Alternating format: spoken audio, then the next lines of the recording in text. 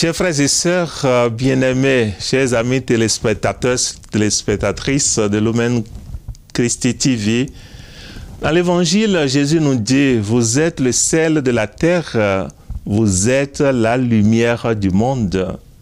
C'est là une très belle image. Mais qu'est-ce que cela signifie concrètement pour vous et moi aujourd'hui, dans notre vie de tous les jours? Commençons par le sel. Le sel, c'est d'abord ce qui donne goût. Un chrétien, par sa joie, son espérance, sa charité, doit donner du goût à la vie de la communauté. Il rend la vie plus savoureuse, plus belle, plus digne d'être vécue.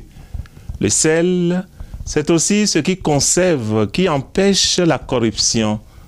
Le chrétien, par son intégrité, son honnêteté, est appelé à être un frein à la pourriture morale dans son lieu de travail, dans son quartier, dans son apostolat, dans son ministère.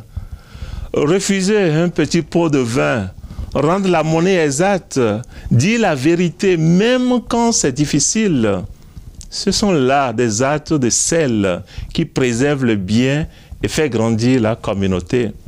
Et puis, il y a la lumière. La lumière, ça ne se cache pas, vous savez. On n'allume pas une lampe pour la mettre sous le lit. Non, on la met sur son support et elle éclaire toute la maison. Être lumière, ce n'est pas faire de grands discours. C'est avoir des actes qui brillent. C'est être celui qui propose une solution lors d'une réunion de famille tendue. C'est être la personne qui visite une voisine malade. C'est être le jeune qui aide un ancien à porter son fagot de bois.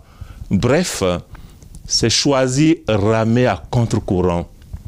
Mes pensées vont ici aux membres du mouvement des Focolari, aux jeunes de Jeunesse Bonheur, aux missionnaires du renouveau charismatique pendant les campagnes d'évangélisation, pour ne citer que ces exemples-là.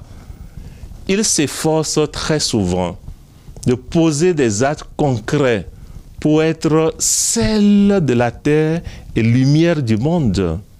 Nous le pouvons nous aussi. Il suffit de prendre des résolutions concrètes et d'y mettre un peu de la volonté. Dans tous les cas, sachons que nous ne sommes pas appelés à être le poivre de la terre.